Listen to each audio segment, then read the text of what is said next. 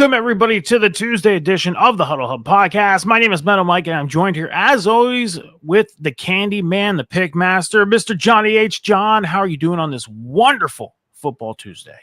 I'm doing great. Hope everybody had a great Thanksgiving weekend with their family. Now it's time to talk some football. Yeah, man. I mean, jam-packed with football action Thursday, Friday, Saturday, Sunday, Monday. It was a great weekend for football on this holiday weekend, Thanksgiving weekend. And man, I'm ready, man. We are getting into the thick of things when it comes down to the college football playoffs. Obviously, the rankings just updated. We're going to follow along as the night goes on here, and we are hopefully going to have everything on point when we get to the college football segment and talk about the top 25 and all the conference championship games that are going to be happening this weekend. We are also going to talk about the news coming out of the NFL. A lot of big things happening in the past 48 hours in the NFL, but we also got college football news, a lot of coaching changes happening in college football. And then we also got the records and milestones that were broken in Week 13 of the NFL as we break down Week 13 in the NFL. Before we do so, please make sure to head over to the Huddle Hub Podcast over on social media on X, TikTok, and YouTube at the Huddle Hub Pod. You're going to hit the follow button on the X and TikTok. You're going to hit the subscribe button over on the YouTube. And over on the Twitch channel, you're going to hit the follow button as well. All the links are in the bio in the Twitch channel to all of our social medias, whatever ones you desire to go to. Hopefully it's all of them, and help us build the Huddle Hub Podcast going through the 2025 season and beyond. So, John, the college football playoffs are going to start emerging, but not only that, the NFL playoffs are starting to kind of set shape. The New England Patriots last night, as of right now, taking control of that one spot along with the Los Angeles Rams over on the NFC side of things, even with the Rams coming out of the loss in Week 13 to the Panthers. I mean, we have a couple teams that are already eliminated from playoff contention, which we are going to talk about as well a little later. But as I always ask you, well, before I get into it, the updated pick challenge, 125-71 in the NFL. You're 127-69, 2 games up still. So for the past maybe 3 weeks, you've been up by 2. We've been kind of sticking in that realm of a 2-game difference. You know, in college football, you finished the regular season at 12-1. I'm 10-3, and we have made the decision that we are going to continue the picking through the college football playoffs. So that means we're going to pick for the conference title week, and we're going to pick for the college football playoffs. So we're going to continue it. We're going to keep adding on to this record as it sits. So huge. But let's get into it. Week 13 recap in the NFL. John, what games did you highlight this past weekend, starting with Thanksgiving, Black Friday, Sunday, and Monday night? I'm going to go with a shocker of the Bengals Thanksgiving night, upsetting the Ravens, who were on a roll, winning 5 straight. Joe Burrow's first game back. He looked like Joe Burrow. I mean, he was rusty at times, and it took a little bit for him to connect with Chase again. But when they were rolling, they were rolling. The second half, they woke up. And now the Bengals at 4-8 are just 2 games out of first place, which is just wild to me. A 4-8 team, 2 games out of first place. Next is going to be, I'm going to go with the Bears and the Eagles, because I was honestly shocked with how the Bears defense contained the Eagles offense that game.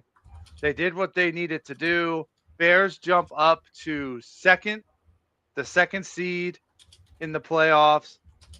Good for them after all the years of being the bad news Bears. They finally have some good news. And my last game is going to be the Panthers upsetting the Rams. That is crazy to me right there. Like Chuba Hubbard, they make him the lead back again. He runs on them 83 yards. Not a great game, not a bad game. Rams defense holds them off just enough that they can score.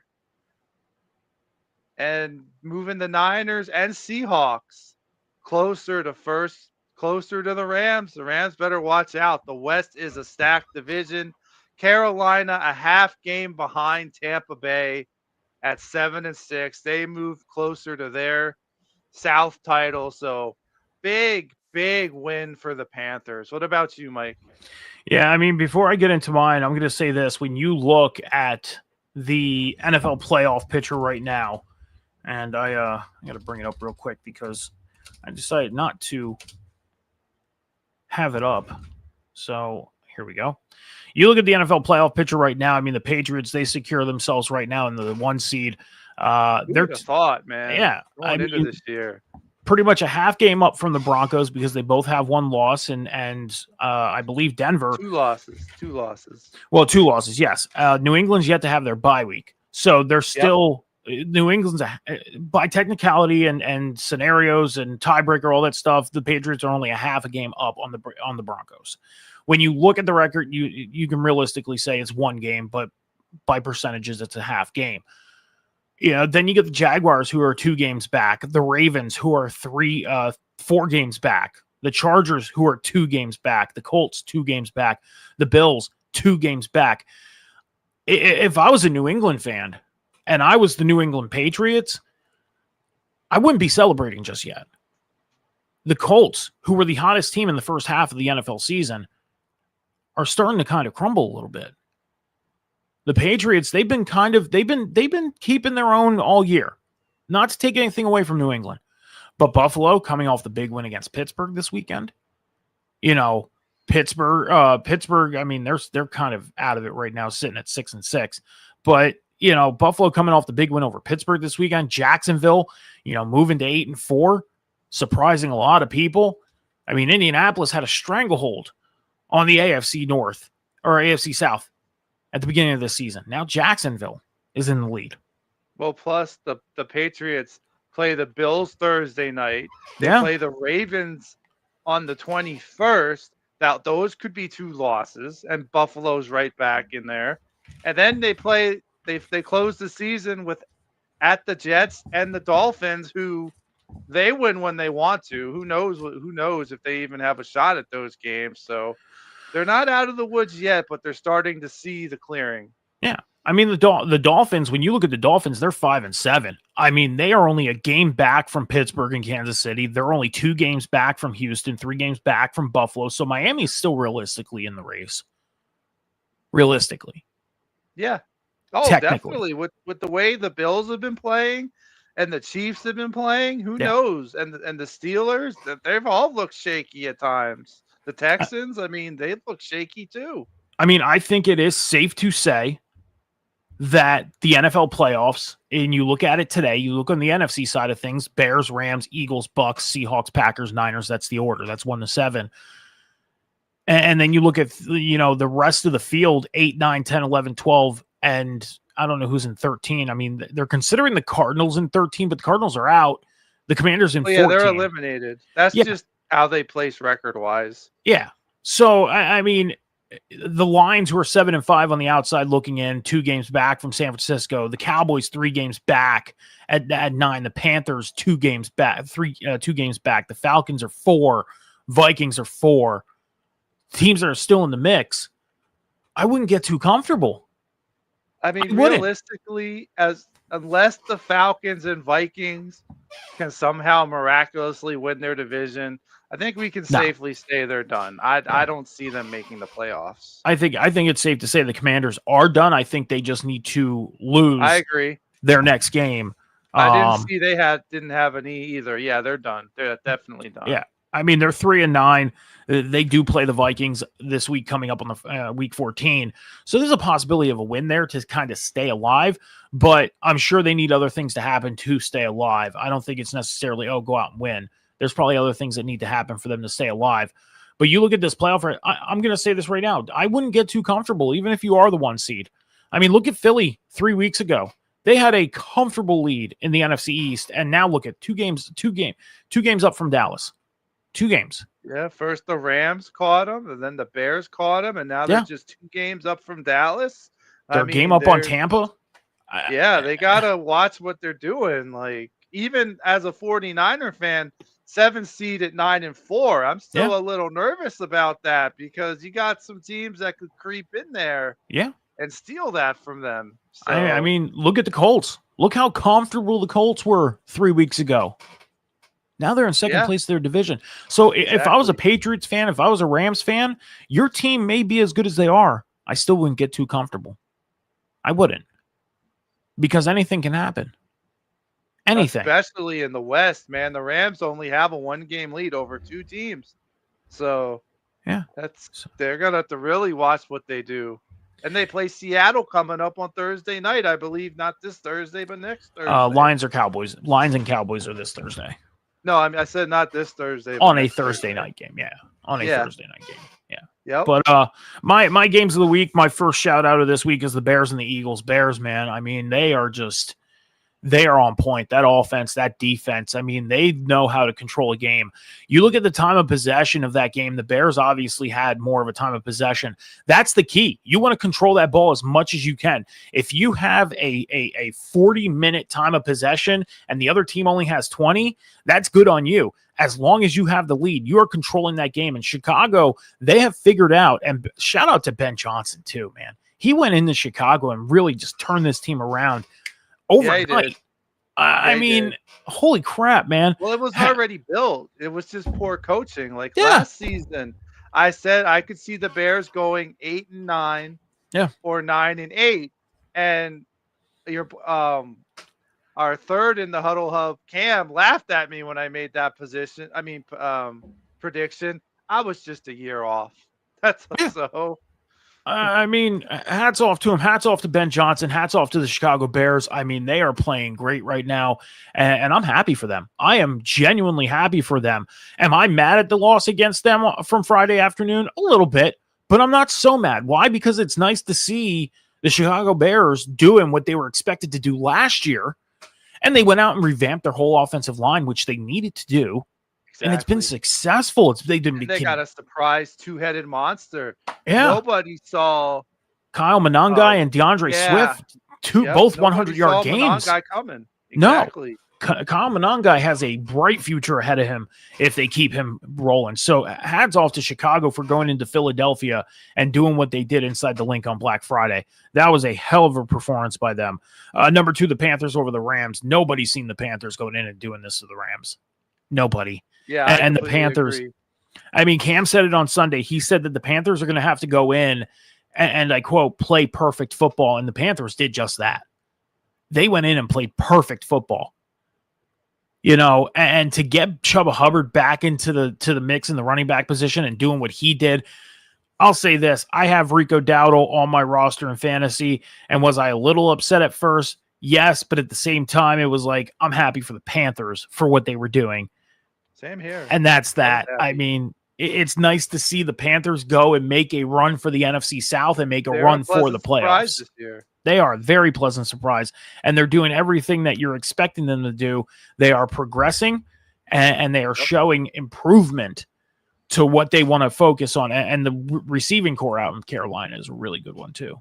Xavier Legette, Terry McMillan, both doing great. The running back position, I mean, I have a fun little historic situation for the Panthers that we're going to talk about in the news segment that I'm going to bring up, okay? It's so much fun. I found it hilarious.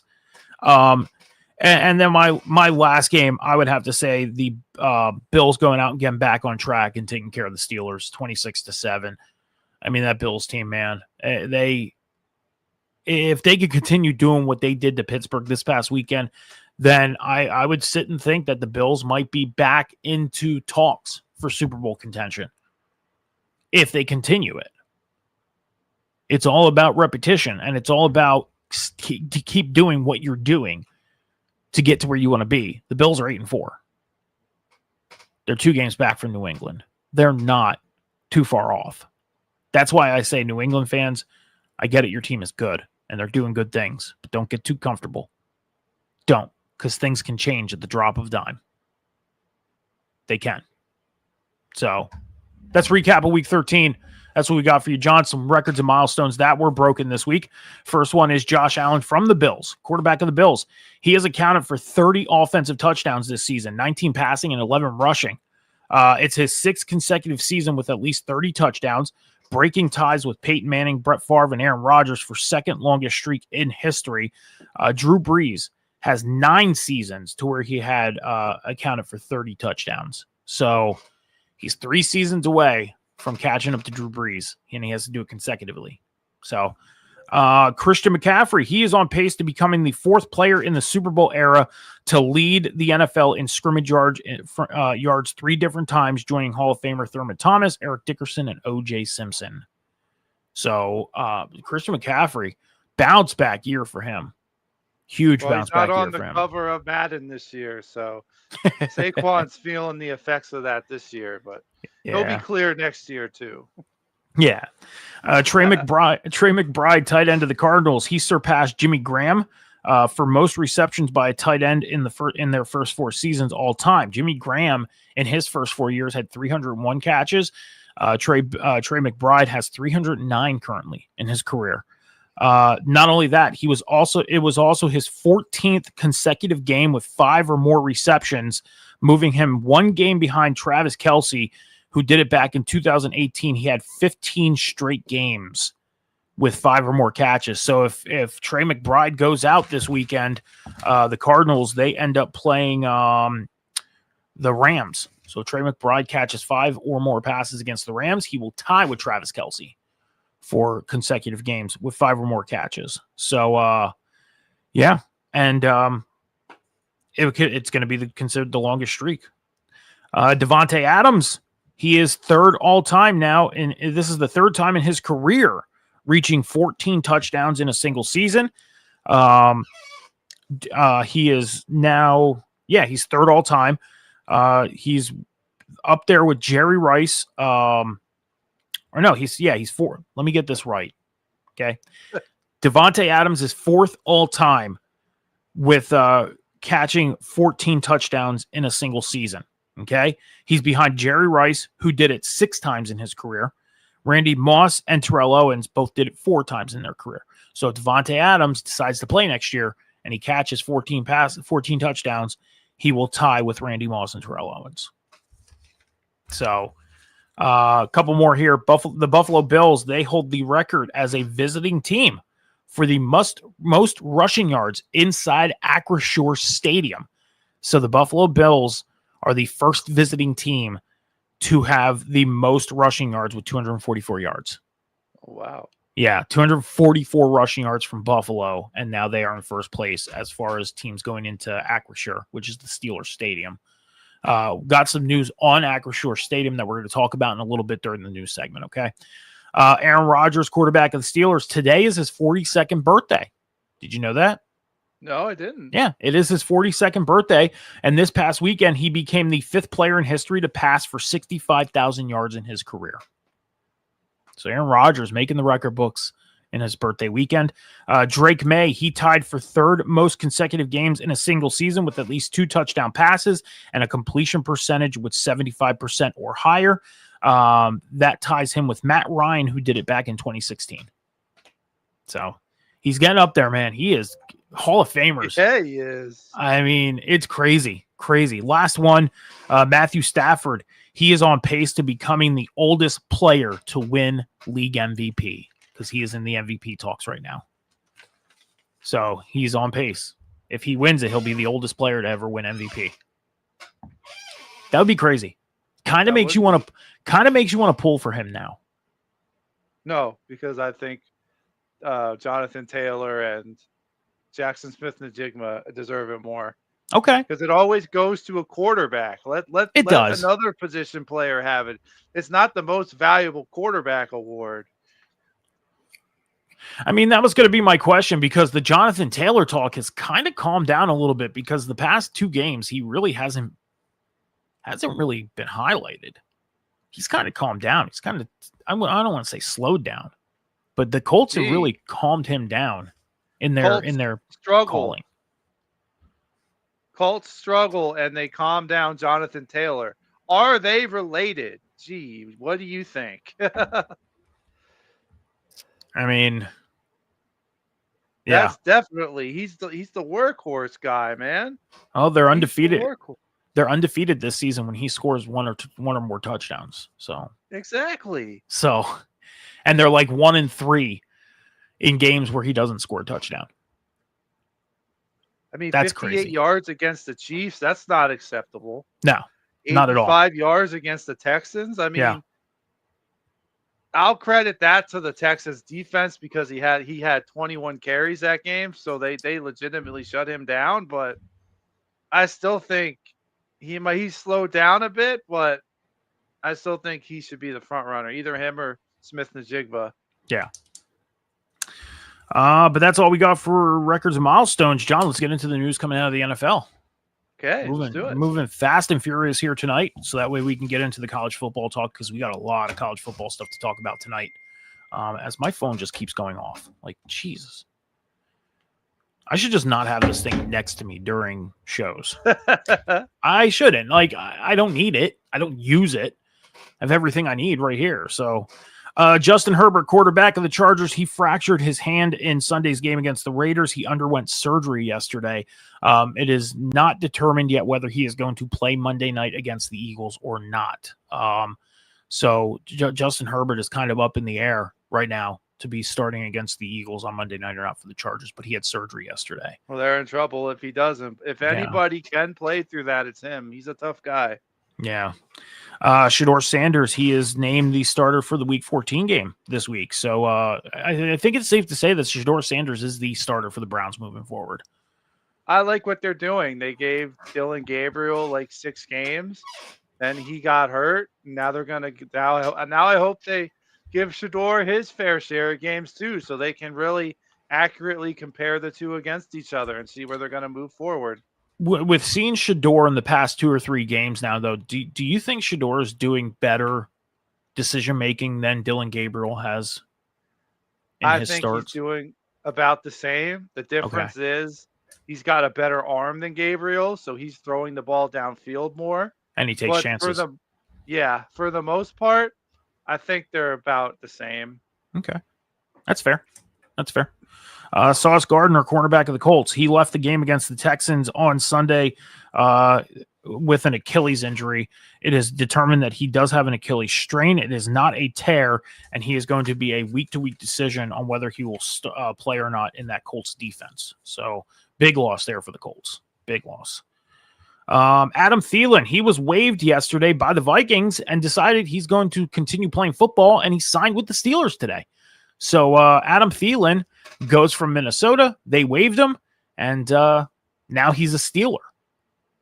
So your thoughts on Adam Thielen? Move. Yeah, I really liked what Minnesota did there. He kind of disappeared when Jordan Addison came back, and that the Vikings organization told him, "Listen, you said this was your last year you were going to play, then you're going to retire. We're going to release you, so you have a chance to make an impact somewhere."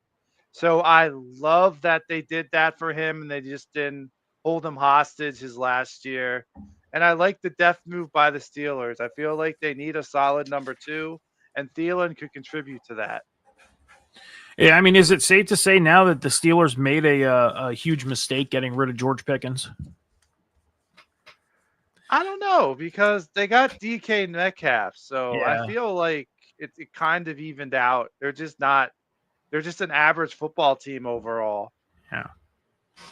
Terry Arnold, cornerback of the Lions, he is going to be out for the season with a shoulder injury. He had surgery on his shoulder today, I believe. So he's going to be out for the rest of the season.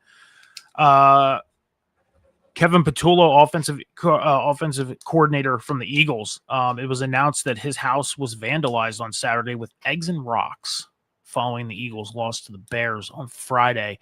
Way to keep it classy, Philly fans. Yeah, I mean, How'd they find out where he lived to begin with? It's not hard, dude. It honestly, John, it's where people live. That's almost like public information. And it's very hard to keep things like that private. You really got to have like. But why would you think to look up? That's like stalkerish. I mean, I get it. It was to egg a house and rock a house, but way to keep it classy, Philly fans. Yeah. I mean, I'll say this. I'm going to say this. I mean, you know me, a big Eagles fan, but this is just embarrassing to see this. I agree. It's embarrassing.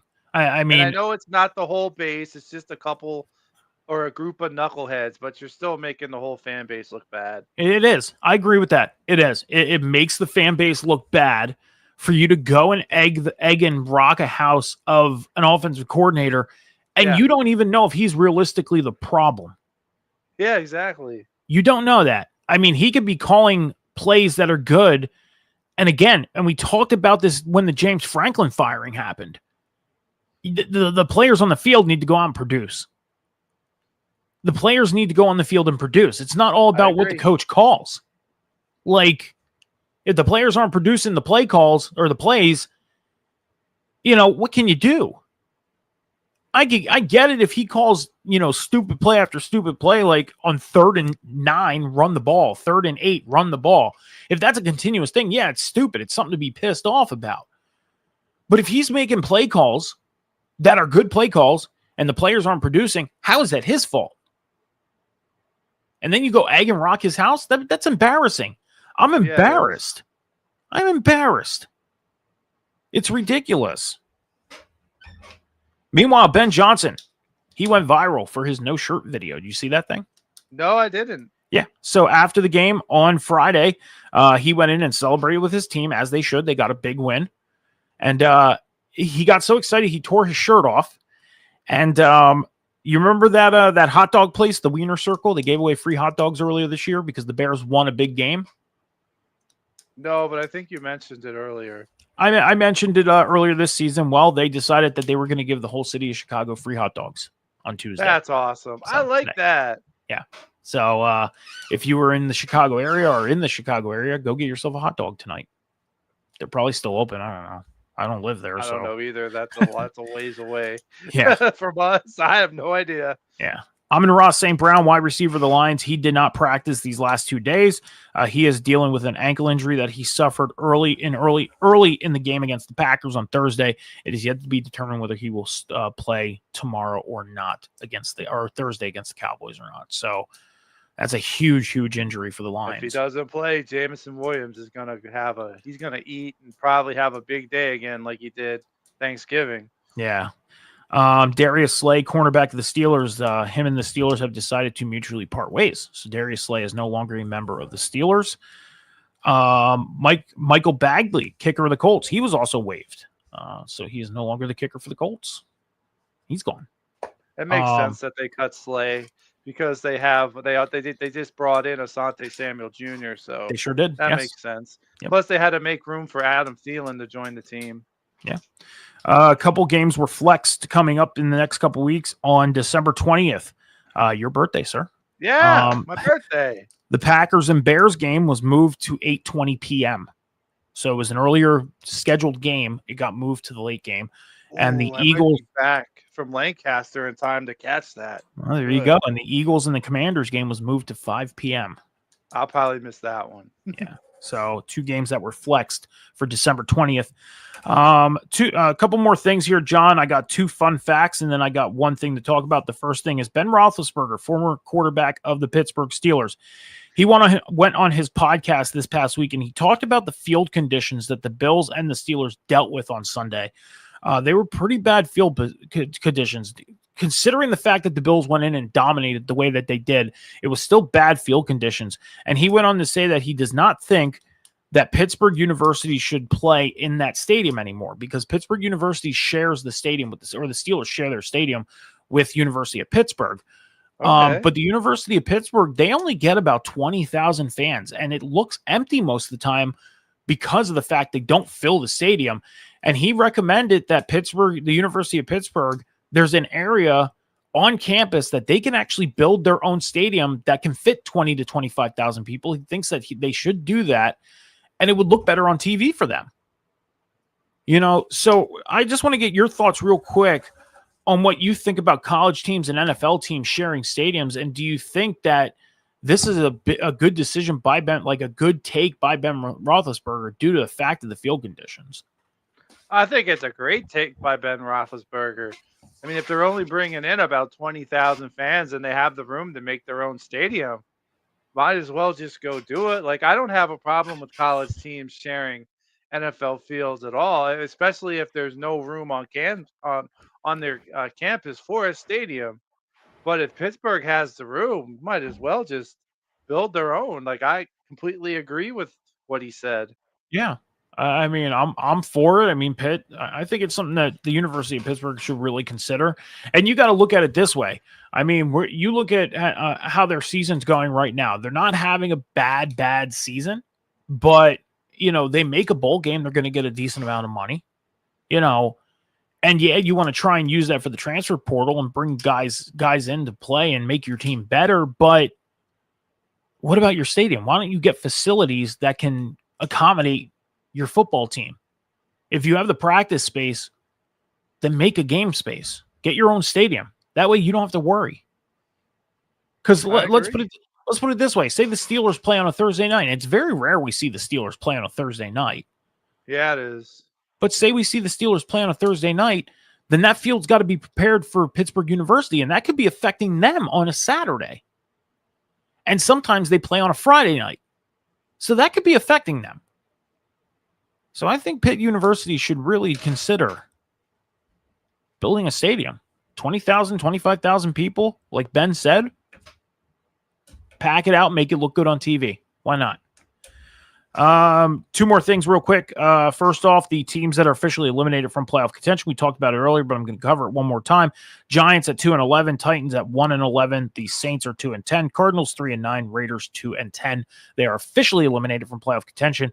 I'm sure the Commanders are going to be in that mix by the end of this weekend as well. And a couple other teams might be, but those are the officially eliminated teams from playoff contention. And then I got a fun fact about the Panthers, John. You ready for this one? This is a fun fact. Yeah, okay? Let's hear it. So every year that these certain situations occur, the Panthers have made the Super Bowl. You ready for these? The first one, Ohio State. Every time Ohio State has won a national championship, last year the Panthers didn't make the Super Bowl, but Ohio State won the national title. Ohio State is on pace to winning the national title again. But every year that the Panthers have made the Super Bowl, Ohio State has won the national championship. The Panthers have started their season taking on the Jaguars, and Jennifer Lopez has filed for divorce. Okay? Ohio State is on pace to the time to put this stuff together. Like, they must have a lot of time on their hands. You ready for this one? That was courtesy of Barstool Sports. They must have a lot of time on the bar stool, I'll tell you that. Okay, so if Ohio State, who's on pace to winning the national title, they started their season against the Jaguars, and Jennifer Lopez has filed for divorce with Ben Affleck. So this all happened back in 2002, 2003, 2014, 2015, and now we're 2025, 2026. In 2002 and 2003, they lost to the Patriots in the Super Bowl. Tom Brady was the quarterback. And 2014, 2015, they lost to the Broncos, and Peyton Manning was the quarterback. Yep. So they faced, Hall of Fame or future Hall of Fame quarterbacks in the Super Bowl. If you look at that trend, who's the only quarterback in the AFC side of things that could be a future Hall of Famer? Aaron Rodgers? Josh Allen, Patrick Mahomes. Let me rephrase that. Let me rephrase. Argue Lamar Jackson. Let me rephrase that. Close to the end of their career, future Hall of Famers. Aaron Rodgers. Oh, you don't have the team to get there. Stop it. That's just wishful thinking. What would you watch the Super Bowl if it was the Panthers and Steelers? Listen, I've watched every Super Bowl since I started watching football, except one. When the Raiders and the Buccaneers play, I had a really bad stomach virus and I wasn't feeling good. I fell asleep right before the game started, and I woke up when Warren Sapp was being interviewed as the winner, and I was like, oh, well, I don't got to watch this one.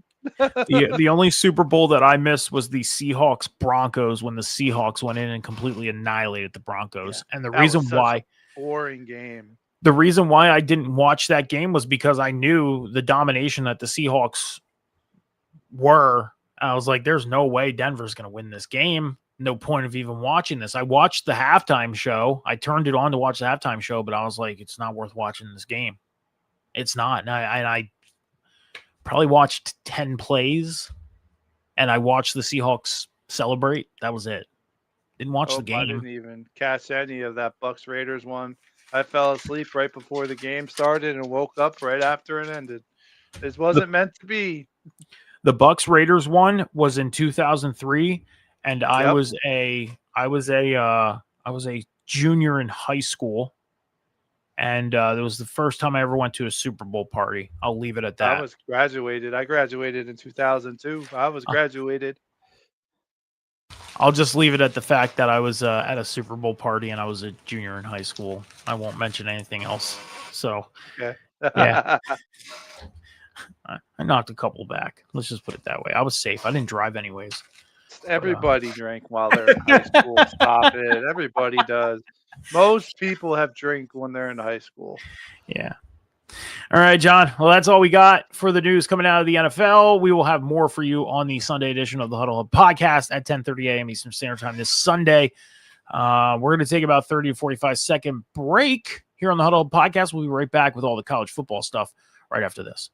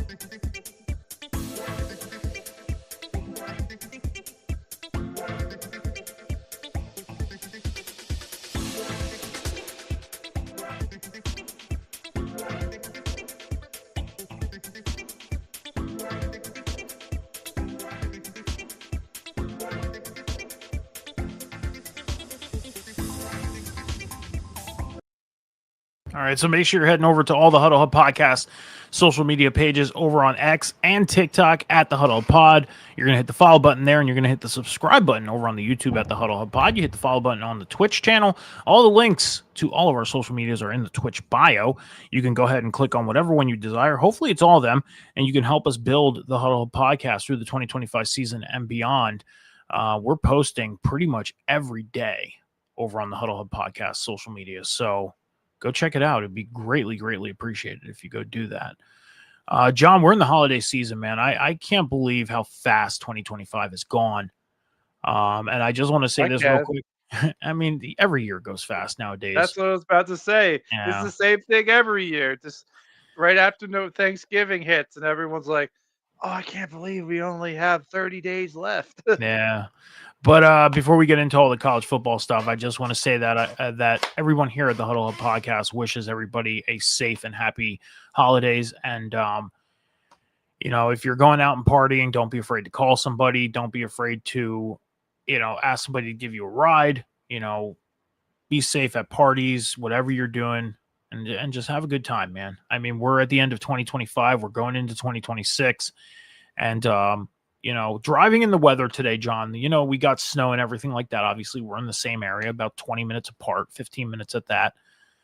So we got the same weather. And I drove out in that weather today because I had an appointment to go to. Yeah, it wasn't fun. It was not fun.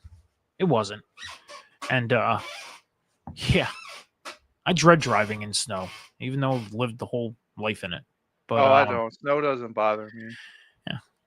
Well, John, let's get into the news coming out of college football because we got a lot of it. Okay. First, what I sent you real quick? I did. I have it up. Okay, just making sure. I have it up. We're good to go. So perfect. Number one, first thing coming out of the news, Lane Kiffin, head coach of Ole Miss, he has decided to go and become the new head coach out at LSU. John, do you think this is going to make a difference out at LSU with Lane Kiffin going out there?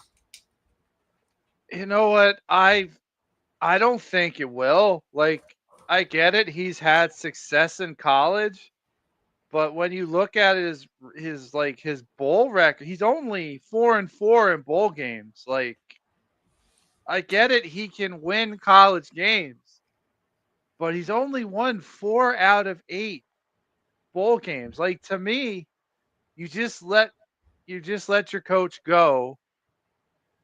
who you just let Kiffin, you just let your coach go. Sorry, not Kiffin. Yeah. And you all only have one loss this year. Oh no, Kiffin was with Ole Miss. They let Yeah. him go. He had one loss this year. One. Like LSU, I get it. They're struggling. They want to get back to where they were not that long ago when they had Joe Burrow and Jamar Chase and all that gang. I get it. But you're hiring a coach that essentially does good during the season, but it's a crapshoot what he does during the playoffs. Yeah. 4-4. I mean, in the bowl games, like I feel like this isn't, if it's a step forward, it's a small one, but I don't know. I really don't know if Lane Kiffin's the guy for you at LSU. I don't think he is. I think he's going to continue to have success during the season. And then when it comes down now to the college football playoffs and bowls, he's just going to be average like he has been. I mean, I'll say this. I mean, like you said, is this a good move for LSU? It could be. It could be a good move. He has a great regular season record. You know, it's the first time I kind of think he did Ole Miss a little dirty, just to the fact that you got them to the college football playoff or contention for, because, you know, we still have to. I mean, they're technically still in, even though they're not in a conference title game. Make it. They're going to make it. Make it. And the thing is you get them there and then you decide to leave them before you even go. I mean, he's not going to be coaching in the playoffs with Ole Miss. He's gone. He's at LSU now. He's done. And to follow that up, Charlie Weiss Jr., the offensive coordinator of Ole Miss, who was with Lane Kiffin, he's going to be following Lane Kiffin to LSU. So I don't know if Charlie Weiss is going to be coaching LSU through the playoffs or if somebody else is going to be coaching LSU, or not LSU, Ole Miss. If he's going to be coaching Ole Miss through the playoffs or if somebody else is going to be doing it, because Lane's gone. Like, I get it. You wanted to take this deal and there was a deal on the table. I'm sure LSU would have waited until you were done. I'm sure. If they wanted you that bad, they would have said, you know what, go do your thing in Ole Miss. Contracts here, we're ready to go when you're ready. And I get it. He wanted to make his decision now and make it happen now, but you're leaving your team hanging. Yeah. Ole Miss, are they good enough to make a deep run into the playoffs? Maybe. I think they are. I think they are. They've only lost one game this year. I think they are. So there you go. Then why leave them in that position to have to worry about whether the coach that takes over for him is going to lead them to where they want to be?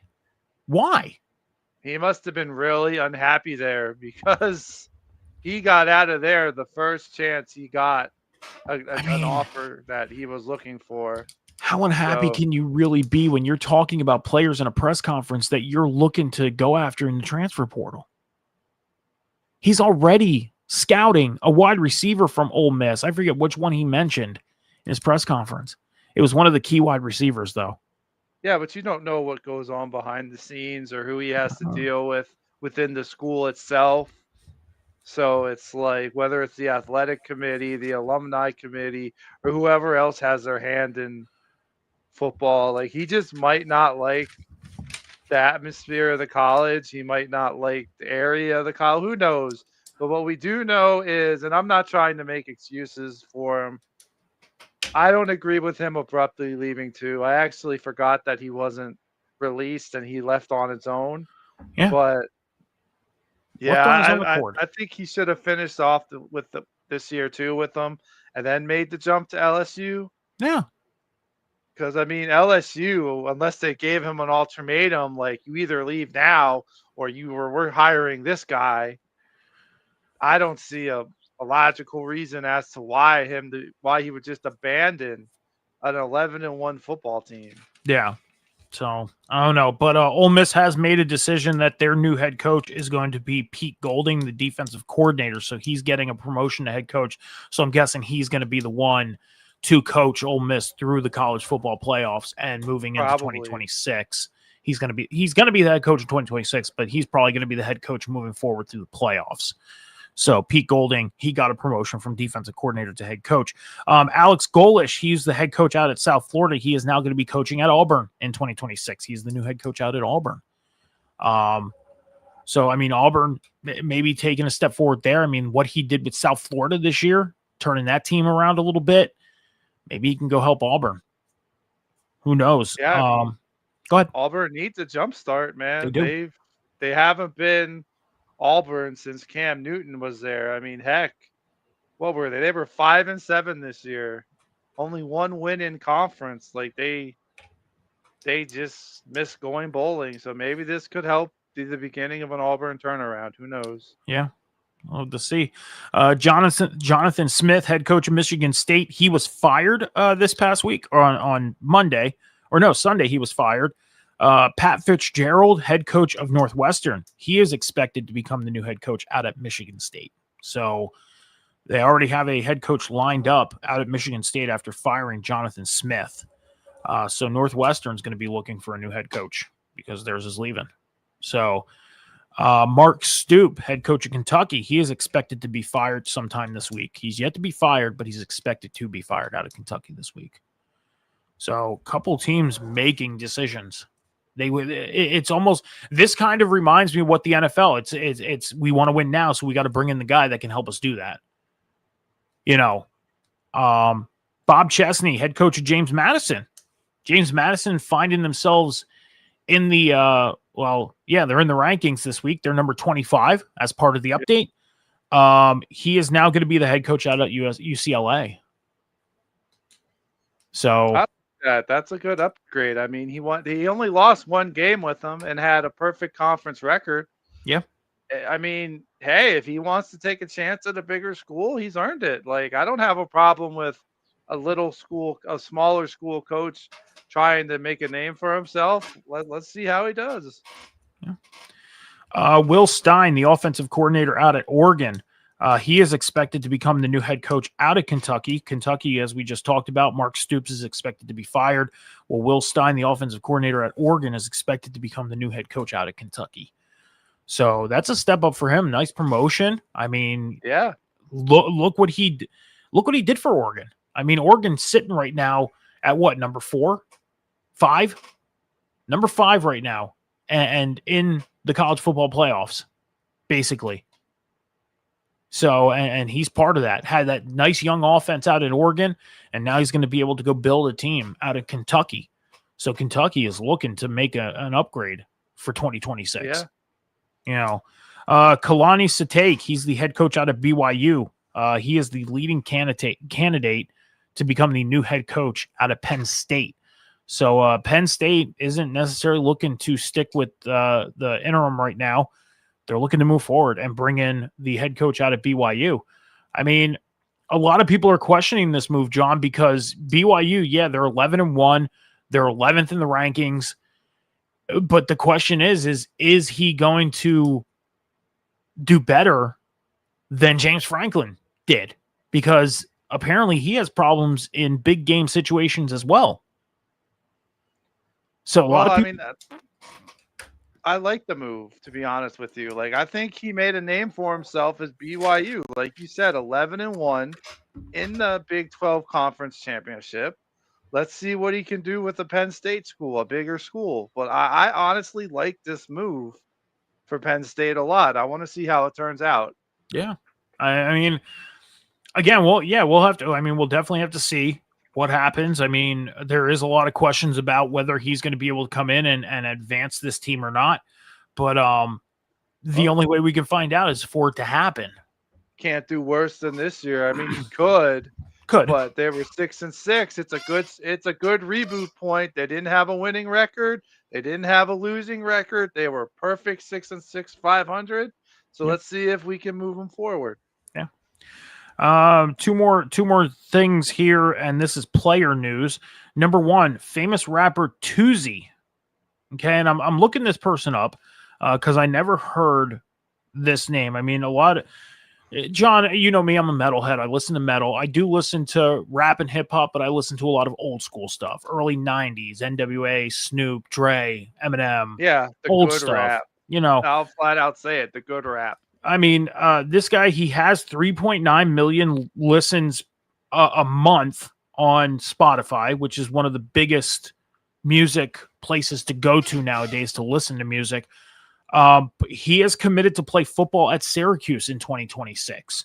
So going back to college, Toosii, Toosii. Oh, okay. Yeah. So apparently he is committed to play football at Syracuse in 2026, and he's going to be a freshman. So, I mean, changing careers.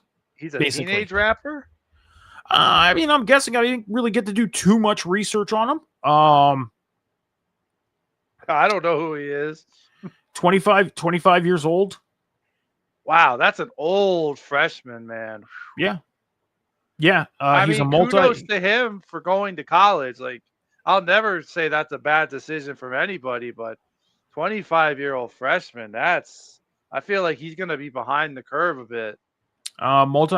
He's multi-platinum award-winning rapper.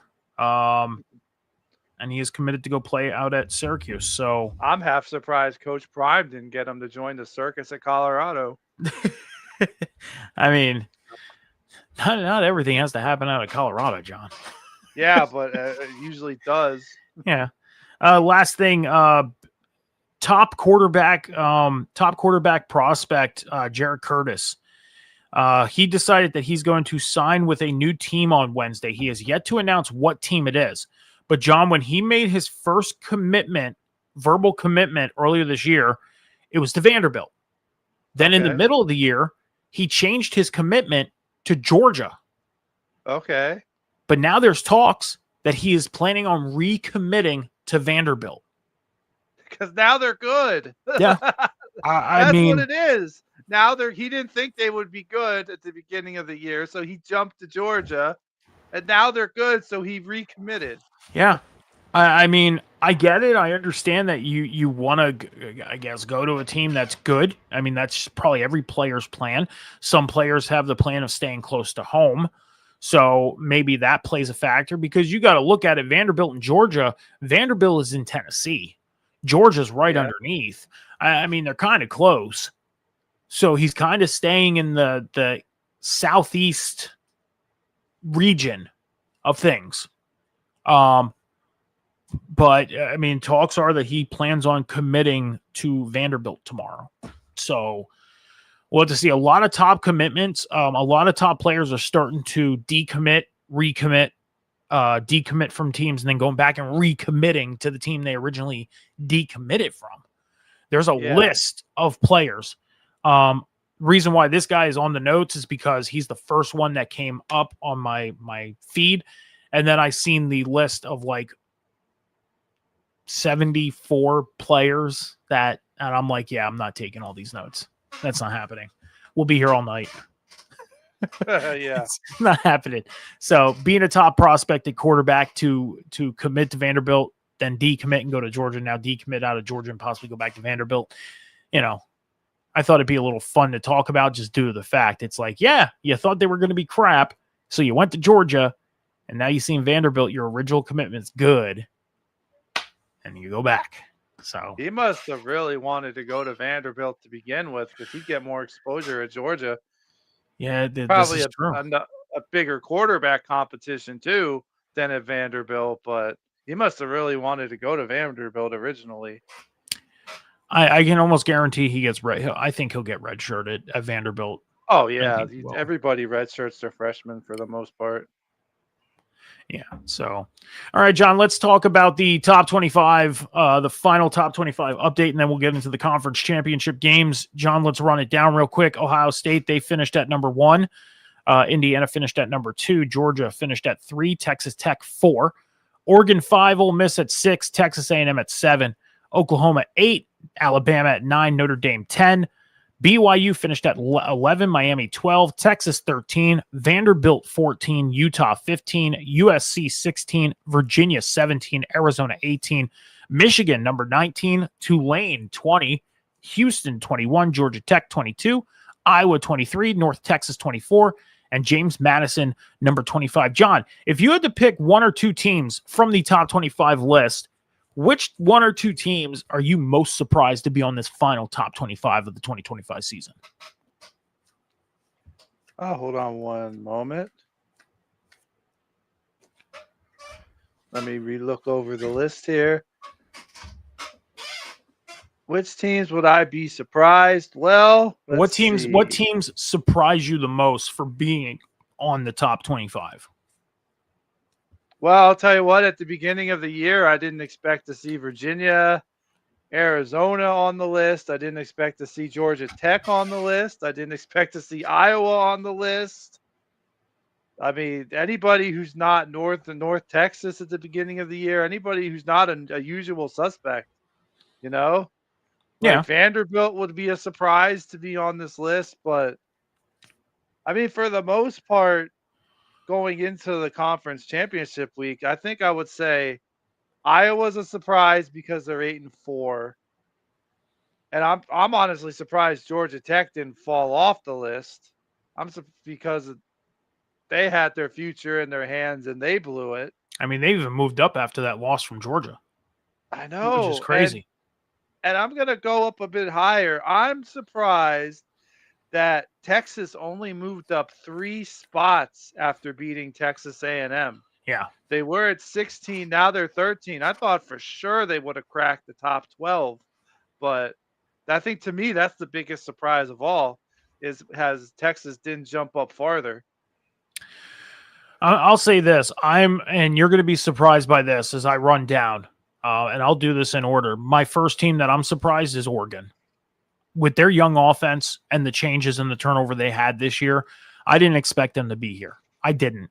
And they surprised me a lot with sticking around. They went 11-1, the top of the Big Ten, right underneath Ohio State and Indiana. They stuck with it all year. I mean, I'm surprised they are up there. I'm Notre Dame. I mean, starting 0-2.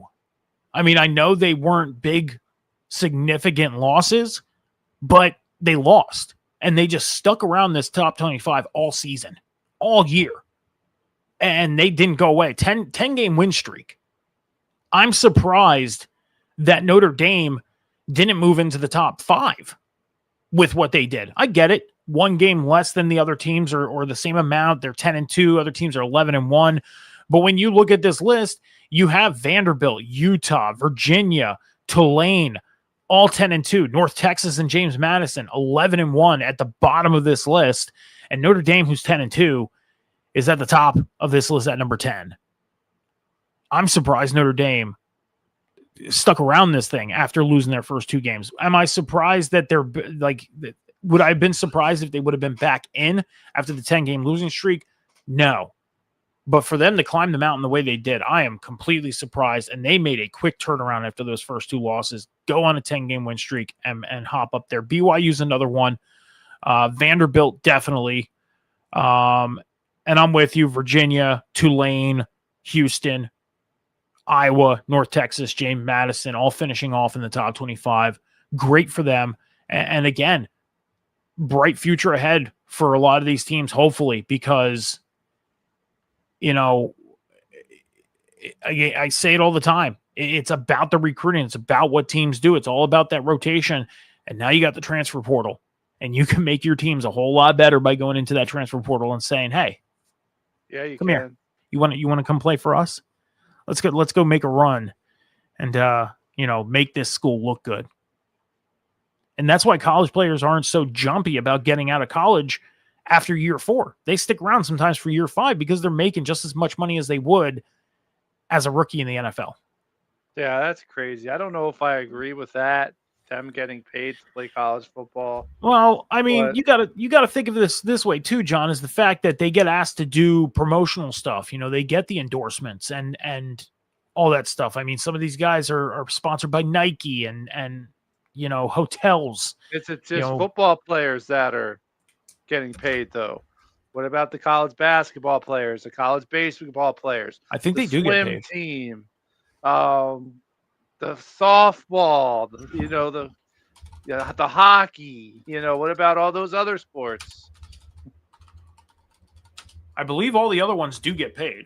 I just feel like if I was a non-athlete in college, say I was like going to be an engineer, or I was going for some type of business course, and I see my fellow classmates getting paid to just play a game when the other students aren't, I would kind of be a little bit Little bit bitter about that.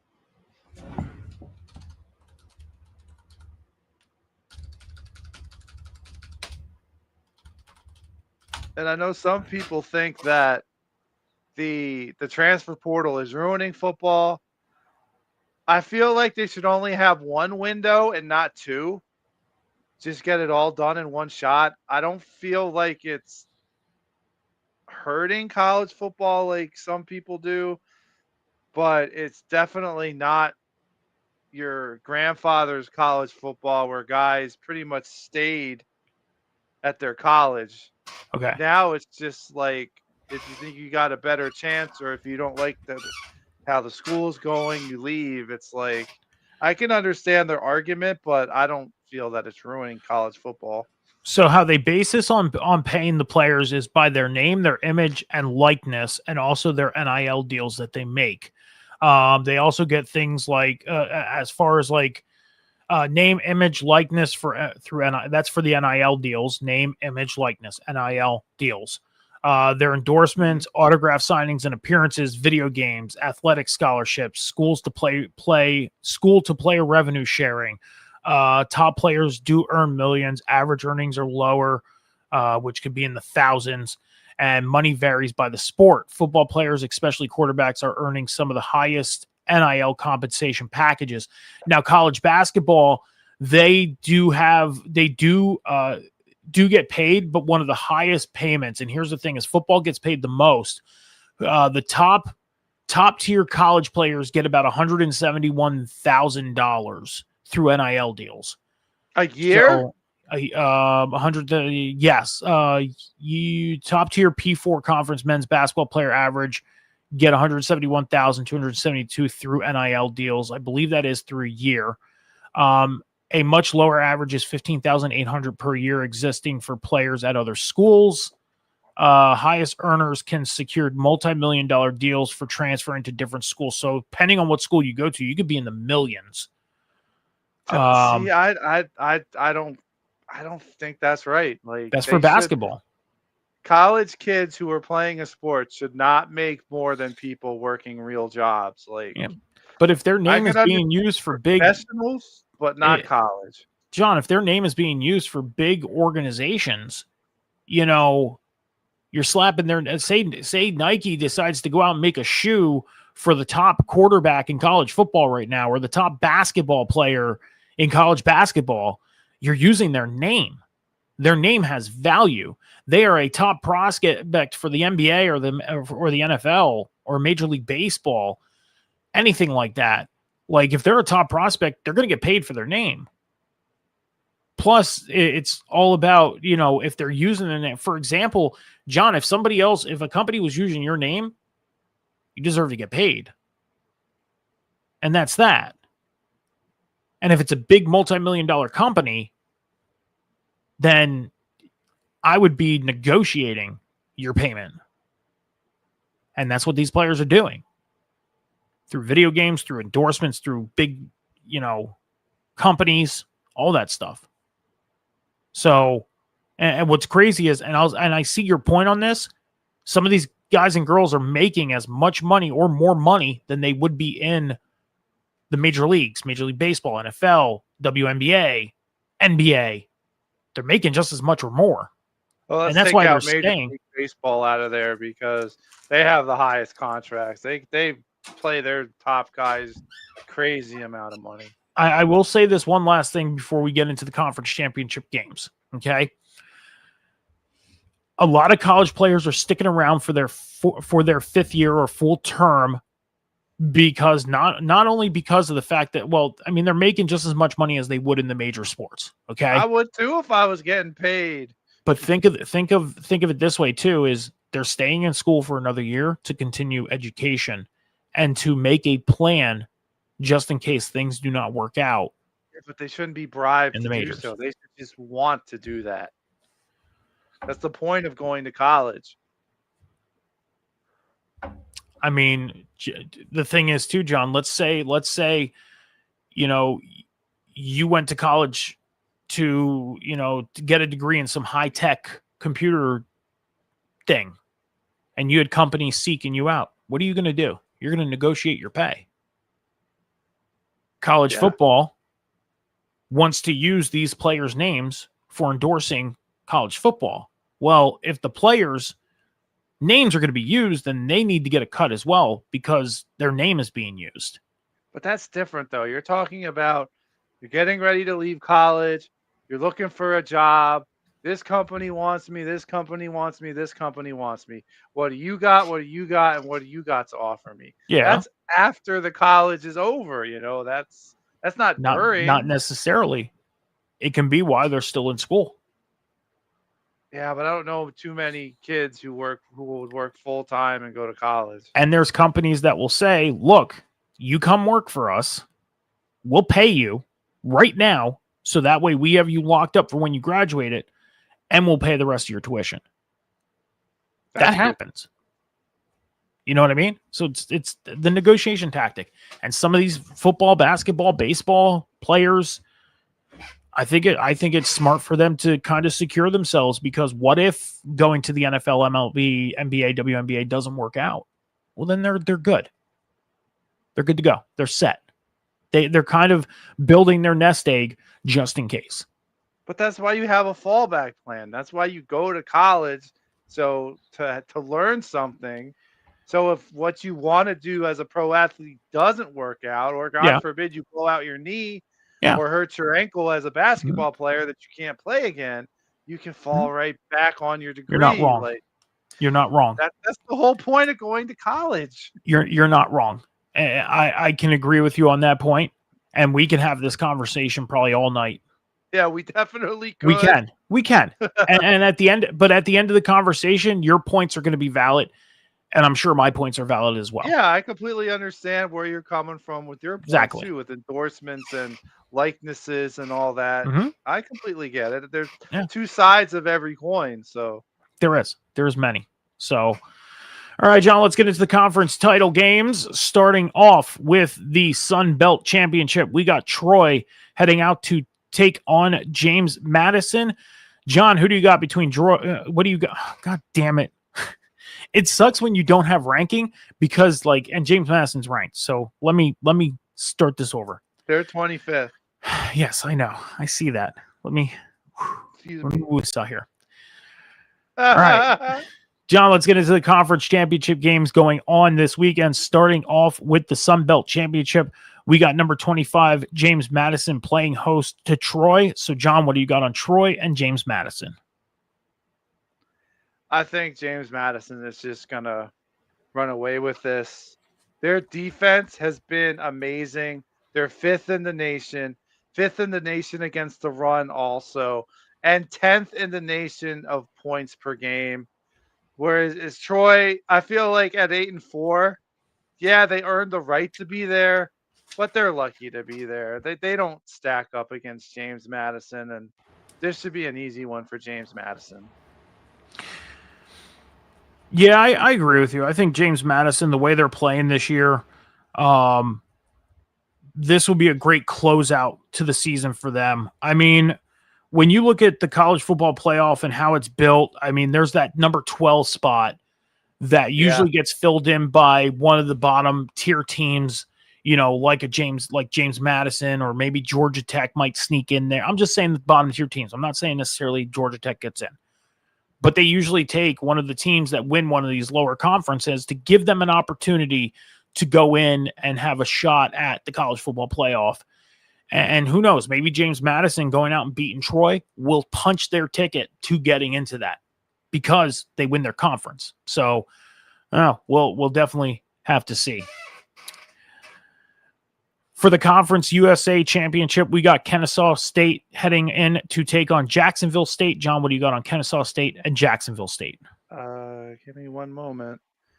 I is not set up for that game, and I am right now.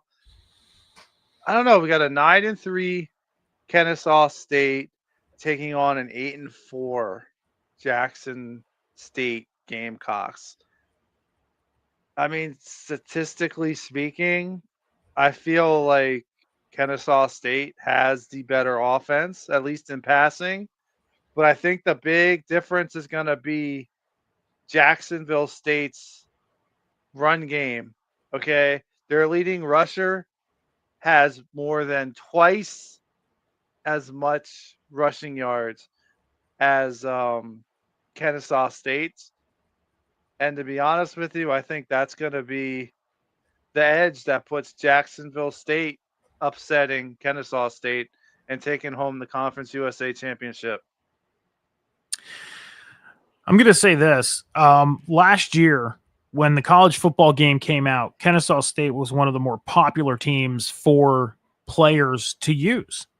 And Kennesaw Well, that's State, because that was their first time being a FCS, an SBS school. They were Division II, I believe, before that. yeah. So everybody wanted to use them, whether it was in a dynasty or wanted to use them in the my player mode, whatever. And some people went and won national championships with them, which was really cool to see.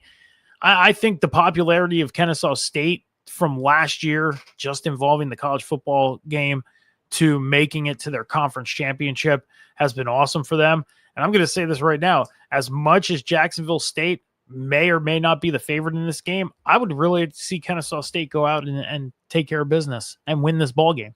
I would. So we'll have to see. The American Conference Championship, number 24, North Texas, taking on number 20, Tulane. John, what do you got on North Texas and Tulane? You know, North Texas is ranked 24, Tulane's ranked 20. Despite how close their records are, and despite them both being ranked, I wouldn't even consider this an upset. Like, I don't understand how Tulane is ranked 20 and they have 2 losses, and North Texas is only ranked 24th and they have 1 loss. I feel like they were getting slept on. They have the number 1 offense in the nation. Okay.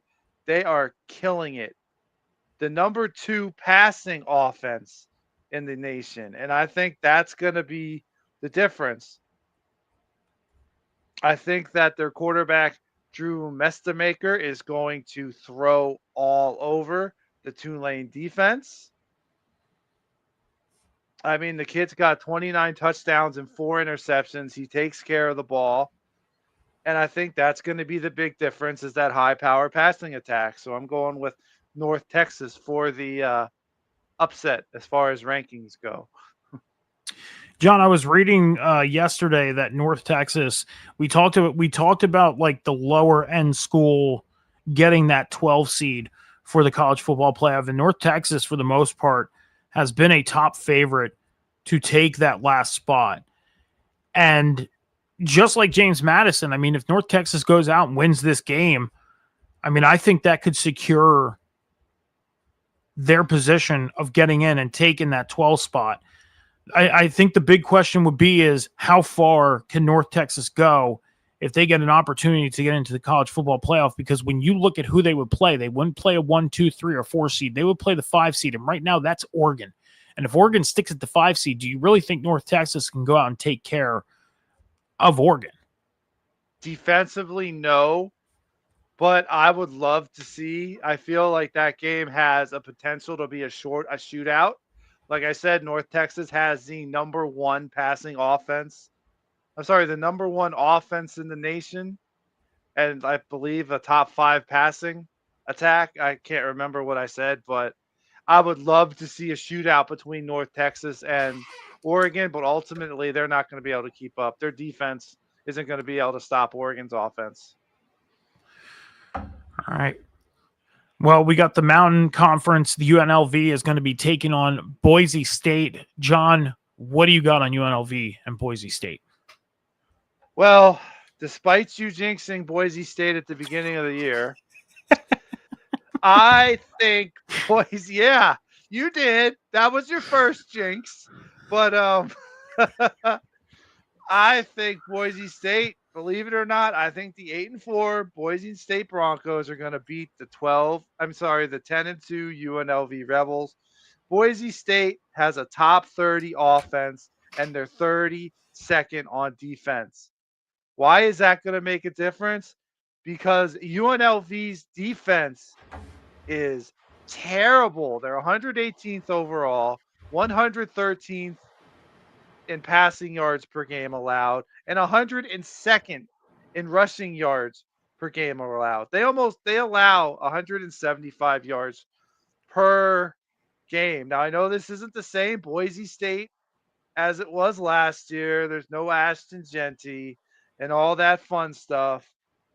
But I feel like their running back who already has over 1,000 yards this year, Dylan Riley, I think he's going to go off, and I think he's going to carry the Broncos to an upset win over the UNLV Rebels and take home the Mountain West Conference. I think that's one thing that Boise State's going to have to do is prove that they can go out and win big games without big names like Ashton Genty. This is a good proving ground. And they'll be fine. This is a big proving ground for Boise State. This is to go out and close their year out winning a conference game and possibly getting into a decent bowl game. You know, that'd be good for them. Fell short last year in the playoffs, and this year I think this was a good, decent reset for them to the fact of winning their conference and going out and getting a good bowl game. So let's see. Boise State and UNLV. For the Big 12 Conference Championship, we got number 11 BYU heading out to take on number 4 Texas Tech. John, what do you got on BYU and Texas Tech? I'm looking forward to this matchup. A matchup of 2 one-loss teams, 2 ranked teams going after the Big 12 championship.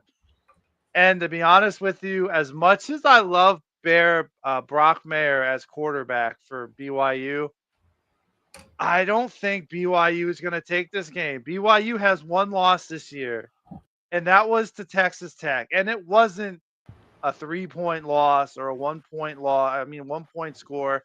It was 29-7. The Red Raiders just walked all over BYU. And I don't see why they won't do it again. Their defense is 6th in the nation, 4th in the nation on offense. I think Texas Tech is gonna go into this game and win. I'm hoping BYU can keep it close, maybe like a 28-17, 28-20 type game. I'm hoping they can keep it close, but Texas Tech just looks really, really good this year. And they had 1 hiccup against Arizona State, and I think that's what that was, because after that, they've just been dominant. So I'm taking the Red Raiders for the Big 12 championship. Sorry, I'm looking at something real quick here because that's fine. Did get an update here for the college football playoff. So as of right now, Ohio State 1, Georgia 2, Ohio State 1, Indiana 2, Georgia 3, Texas Tech 4. The number 5 spot is Oregon. They'll be taking on the 12 spot, whoever conference champion number 5 is. Alabama at number 9, taking on number 8, Oklahoma. Number 11, who's going to be the conference champion number 4, taking on Ole Miss at 6.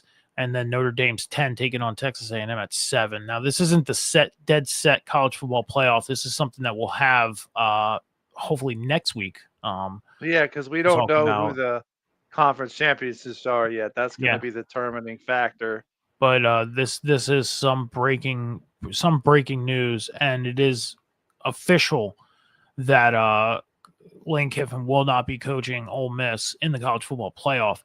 And also the news that just came out that the committee has decided that they will not penalize Lane Kiffin for doing what he did and leaving Ole Miss in the middle of this. Wow, kind of surprised by that. Yeah, so there is going to be no penalization on that. So just thought I'd break that up real quick. I'm kind of surprised by it as well, because there was a lot of talk about him getting penalized for it, and they're not going to do it. So, all right, let's move forward. The MAC championship is going to take place between Miami of Ohio and Western Michigan. John, what do you got on these 2 teams for the MAC championship? This game could go any way. Like, I really feel like this is a 50-50 swap. And I feel like they're mirror images of each other. They both have really good defenses that helped them get to this point. And then on the flip side, their offense is just, we're there. But I think honestly, the big difference of this game is gonna be Western Michigan's.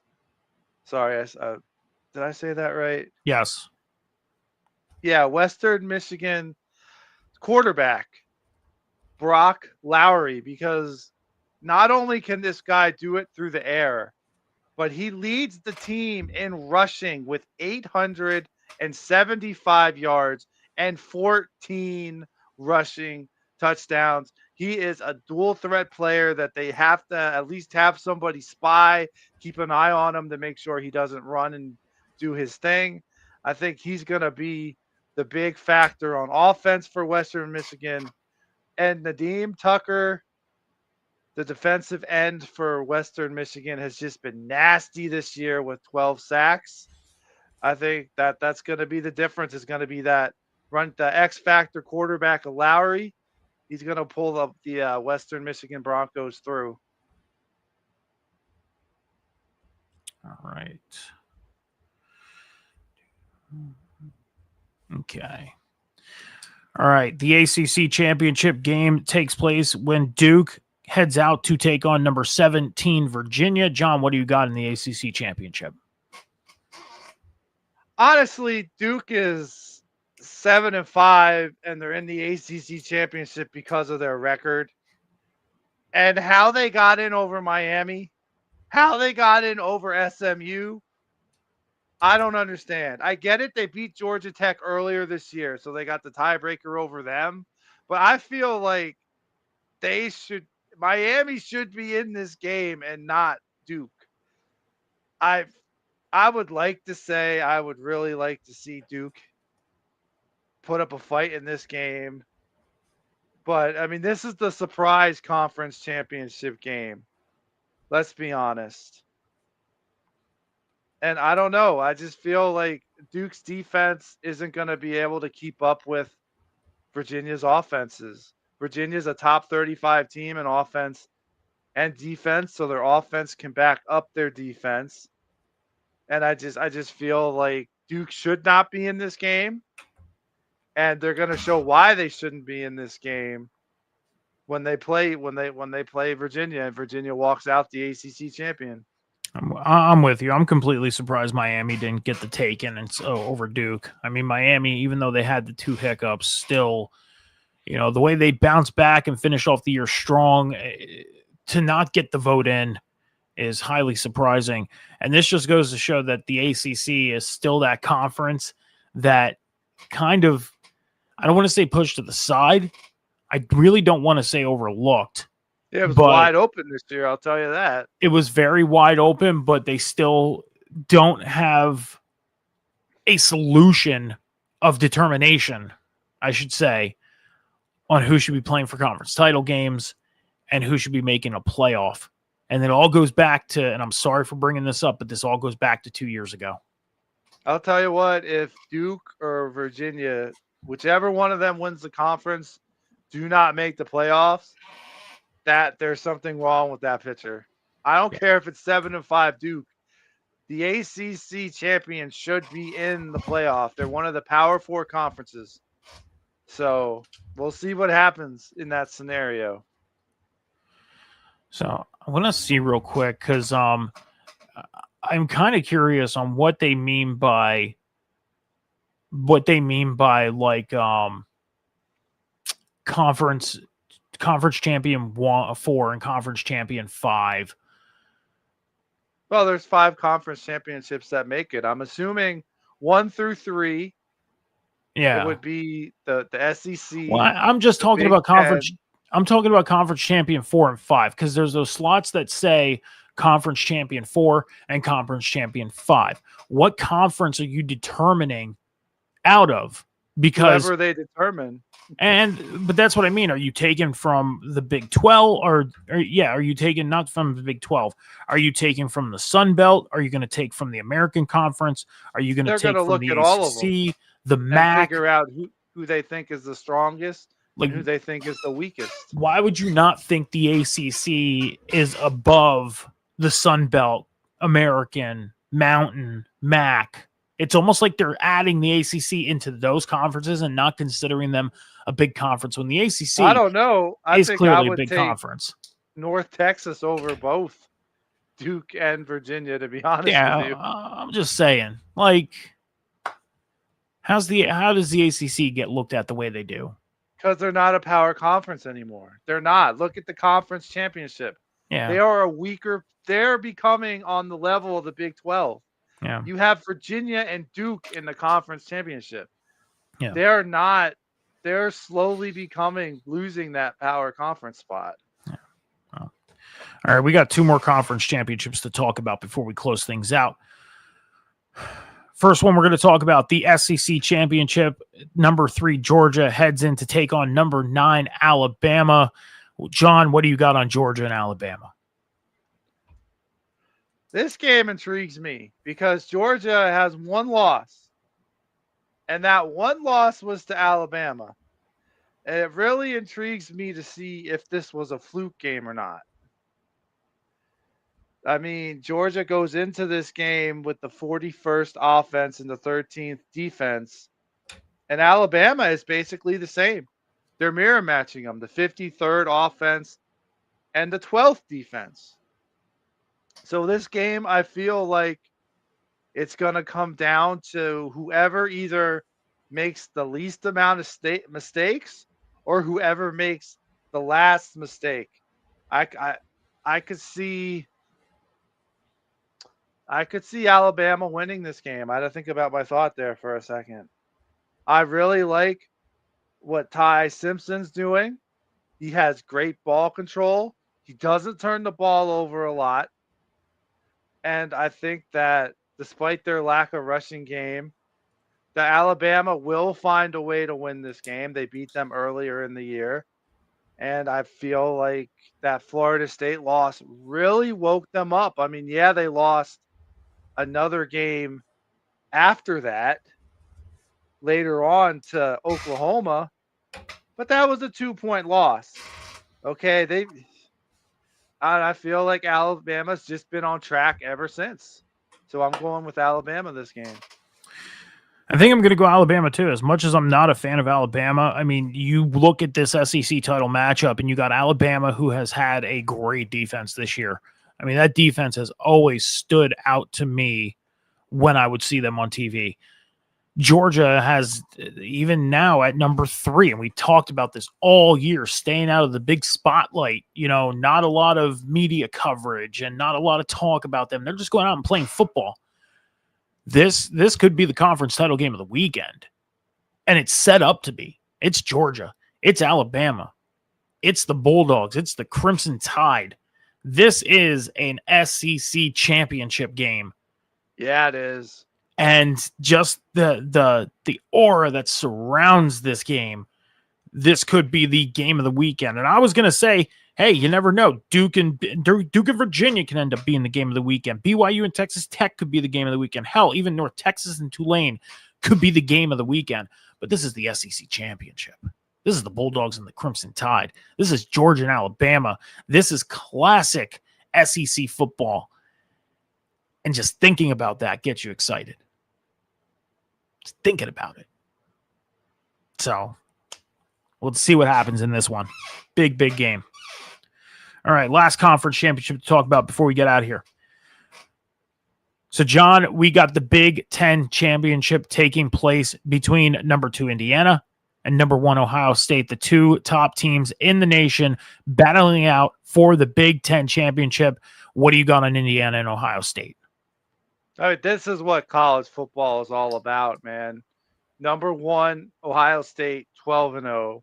Number 2, Indiana, 12-0. Man, battling it out. This is it. The battle of the unbeatens. And I really, really like what Fernando Mendoza has been doing for Indiana. There's a reason why he's going into this game looked at as the top quarterback draft prospect. And that's taking nothing away from Julian Sand. This kid is tearing it up too. They both control the ball as far as not having turnovers. They both can score. And this game is really hard to predict. But honestly, I think despite Indiana having the easier path to get here, I feel like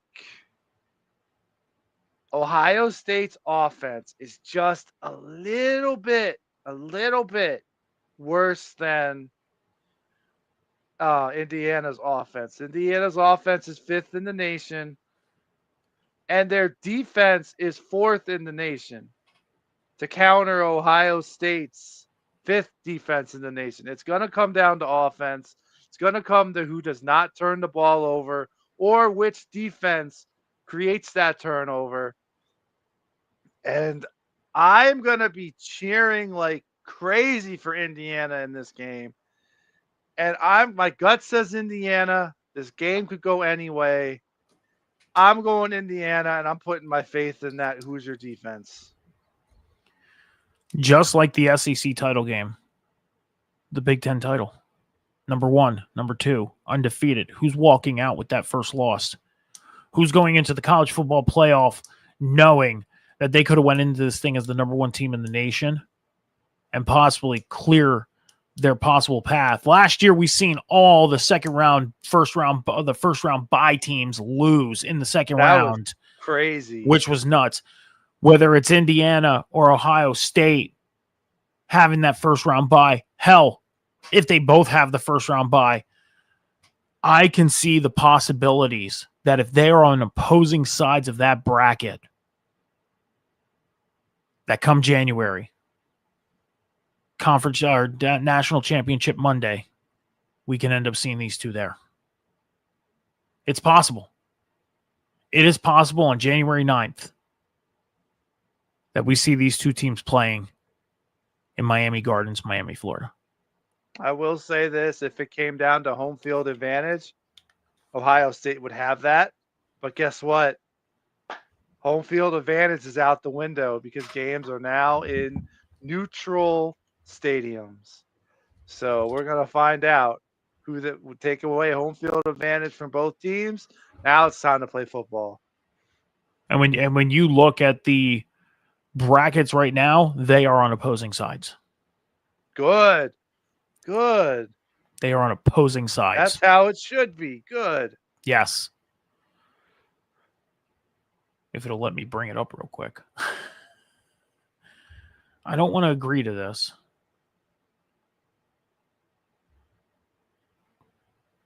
Damn it. Don't agree to it. I didn't want to. And here we go. There we go. So when we look at the bracket right now, as we sit today, son of a poop. Keep clicking the wrong thing. Monkey's uncle. Right now, opposing sides. Oh, there it is. Ta-da! Opposing sides. So yeah. Ohio State would have to beat Oklahoma or Notre Dame, then Texas Tech, Oregon, or as of right now, North Texas. Indiana would have to beat Ole Miss or Alabama, and then Georgia, Texas A&M, or Virginia. Man, the possibilities. Like, I really like this bracket. I really do. The possibilities here of all these matchups. Like, I honestly feel looking at these brackets that Virginia, if you survive A&M, you're not surviving Georgia. Nope. And Texas Tech, I don't think you run down Oregon, like I said earlier. I'm sorry, North Texas. You're not surviving Texas Tech. But after that, it's wide open. Like, I love the depth of this bracket. My two national championship wants to see, number 1, Ohio State, Alabama. Number 2, Ohio State, Indiana. And that's still possible. It's still possible. I want to see Texas Tech in Indiana. I'm going to be different. I want to see Tech or BYU if they upset them. I don't think they will. As much as I like Bear Brockmeyer. Yeah. But that's what I want to see. Texas Tech, Indiana. Well, we'll definitely have to see. That's the rundown of the conference championship this weekend. Me and Cam are going to talk about these games. Shit, I just deleted something I didn't want to delete. It's all good. I can retype it up. Take two. I can retype. No, I deleted something that I didn't want to delete, but I can retype it up. It's fine. Oh, but wow. Me and Cam will have the or no, just me, because Cam won't be with us for the month of December. So I will have my takes and thoughts and reactions to Conference Championship Weekend on Sunday morning, 10:30 a.m. Eastern Standard Time, right here on the Huddle Up Podcast on Twitch and YouTube. And make sure you're heading over to all the Huddle Up Podcast social medias on X and TikTok as well at the Huddle Up Pod. Follow everything on social media. Help us build the Huddle Up Podcast going through the 2025 season and beyond. John, your social medias are going to be on the bottom. Make sure you're heading over and following John over on social media right now, TikTok, Twitch, and YouTube at the Candyman JH. What do you want people to know? What do you got going on, John, on social media? Well, what do I got going on? I'm going to start streaming again. Dead by Daylight's Bone Till's coming up. So in December 9th, I'm definitely going to be on that streaming. So more Dead by Daylight content is coming, as well as I'm still working on content for the Huddle Hub College Football Dynasty. And Mike was kind enough to get us both a copy of Madden. So now we will be having a Huddle Hub Madden Dynasty. Yes. So without spoiling anything from it, we got some more content coming for you. Yes, sir. I'm so excited. This Madden is so good. It is so good. It is. Oh it's God. So I love this Madden. It is so good. That snow game I had last night, my player. Like last year, I couldn't get into it because it felt like every other Madden to me. But this one, feels good. I am 100% into it. Yeah, this is a fun one, and we're just getting into it. So be prepared. Make sure you're following John and all the content that he is creating, not only on his personal, but over on the Huddle Up Podcast as well on the YouTube channel. You want to follow me on social media, Instagram, X, TikTok, Snapchat, Metal Mike 714 is where you can find me. I don't do a lot of personal content stuff. I do stream on TikTok. I do some gaming lives, not only Fortnite, I do other games. But if you want to see me here, I'll be back here on Sunday morning at 10:30, running down the conference championship weekend, getting you guys ready for week 14 in the NFL. And then me and John will be back here next Tuesday to talk college football playoffs and bowl week, bowl games coming up. We're also going to recap week 14 in the NFL. As far as wrestling content, my week is done. We had the table spot last night, which was our last Raw reaction show of the year. So starting next Monday, we will be live at 7 p.m. with our special shows, culminating with the Table Spot Awards on December 29th, 7 p.m. Eastern Standard Time over on River City Radio and Off the Top Media. I'm done until Sunday. We don't have the boom tomorrow night because Phil has plans and Cam has plans, and I'm not going to run the boom by myself. So, I can chill out for a little bit until Sunday morning. So with that being said, thank you everybody for joining us tonight. A little bit of an extended show tonight, but we had a lot of stuff to talk about. So yes, we did. Be good to each other, be kind to each other, take care of each other, be patient with each other. Remember, the world is not moving as fast as you think. Until Sunday, we'll see y'all later. Deuces.